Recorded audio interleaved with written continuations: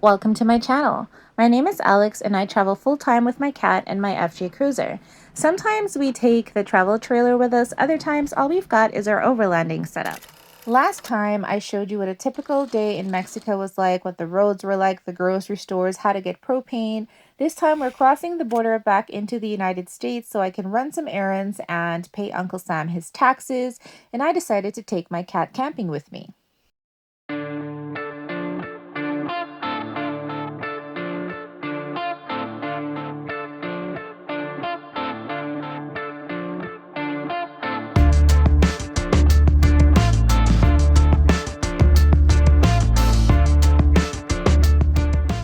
Unfortunately, one of the errands I had to run was to get a replacement for my Google Pixelbook.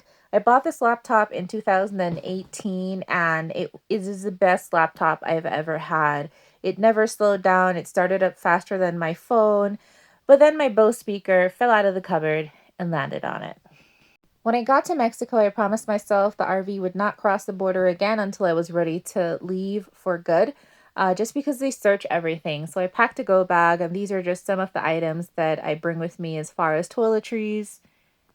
I also bring some simple food items, instant oatmeal, ramen, and of course, some food for Chateau. I then got my cappuccino ingredients all in a bag so I can just add water at camp, and then I had to go get the cat. Shadow is not a morning person, so I did literally have to go drag him out of bed for this, and he wasn't happy about it. But we've been doing this for 2 years, and he knows what happens on travel days, so he was still cooperative, even if he was a little grumpy. I do put his harness on, put a leash on, put him inside the carrier, and then attach the leash to a strap that is inside the carrier, and then I put the carrier inside the truck and I strap it in with the seatbelt. I then moved my fat bike into the trailer.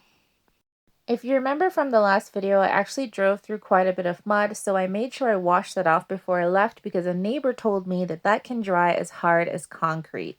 I then went and checked on Shadow, and he was doing fine inside the truck, just hanging out and ready to go. You can see he's getting sleepy again and is just ready to hit the road.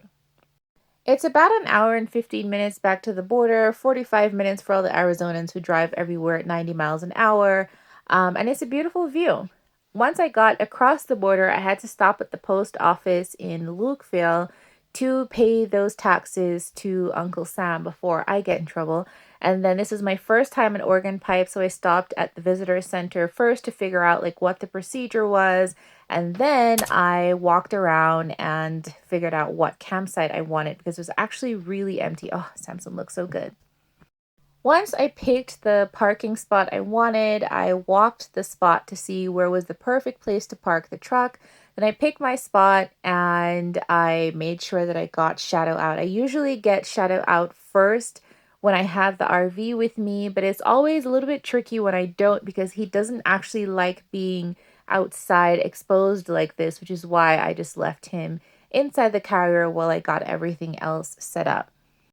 The rooftop tent mounted to my truck is the GFC Superlight. I ordered this in February 2021 and didn't get it until November 2021.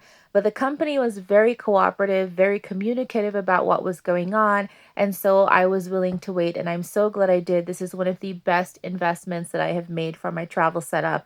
It makes traveling so much more flexible. I don't have to take the RV everywhere. While I was doing all that hard work, Shadow was just sitting in his bubble, watching everything happen and just getting used to all the sights and smells. I left the carrier open, but as you can see, he did not venture outside. Part of that is that Shadow is really, really nocturnal. He's not out as much during the daytime, and if he is, he's probably just getting food and water and going back to take a nap. So he was kind of grumpy, but once he figured out what was going on, he went and made himself comfortable and just relaxed. Shadow is always top priority and first priority, so I always get his stuff set up first so that he can get comfortable because I usually move during the daytime, and like I said, that's not his thing. So here's my picnic table, my fridge, his litter box, and gloves. And the next big thing I have to get out of there is this Gazelle T4 tent.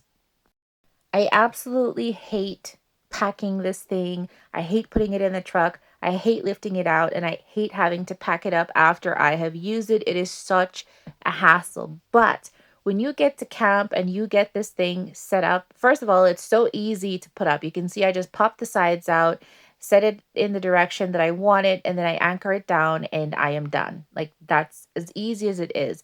It's beautiful. It's got this mischievous, angry elf vibe going for it. I like it. It's a great tent and it provides me with extra covered space while I am at camp. And I will show you how I have that set up in just a moment.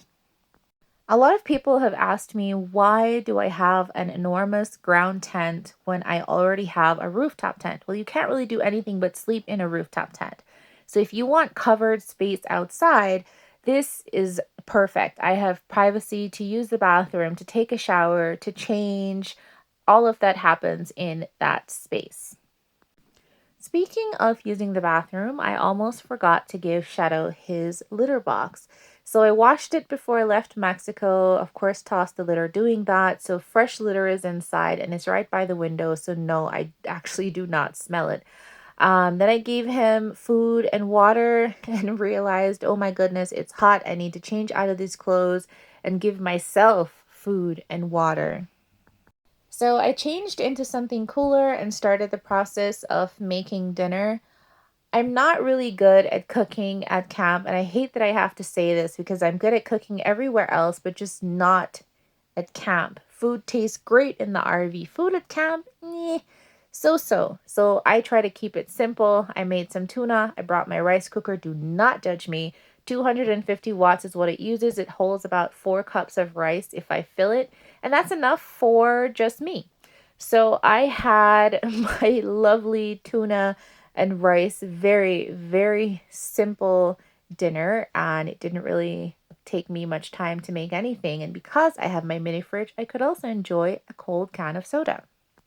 So how do I have enough power to run a fridge and a rice cooker and at the same time at camp? So I have these solar panels that feed my Goal Zero Lithium 1000X solar generator, and that is plenty of power to feed my fridge and my rice cooker. Despite having all that amazing space on the ground, I do prefer to be in my rooftop tent. The view up there is beautiful, and I get to spend time with my cat, who is still being grumpy because he wants to go to bed and I want to hang out. But, that's okay. He will forgive me and come out later and realize that he is in a beautiful space. Unfortunately, beautiful or not, camping does have its hazards. I ended up with this really painful thorn in my foot, so I did not bring my tweezers, but luckily I have these pliers that I got from Kevin a year ago maybe, so I was able to use those and pluck them out. And then I was able to just sit down and enjoy this beautiful view, the sunset rolling in. I really do miss organ pipe. As soon as the sun goes down, Chateau comes up. So here he is, finally eating, finally drinking water, and he spent the entire night walking all over my head and just being completely fascinated and amused by what was going on outside, because that is the life of my cat. I have way more footage from this trip than I originally thought I did. So I'm actually going to split this up into a couple of videos. So next time I'll show you my ride on my electric unicycle through the park. I also went hiking and I will take you along with me for a bit of that.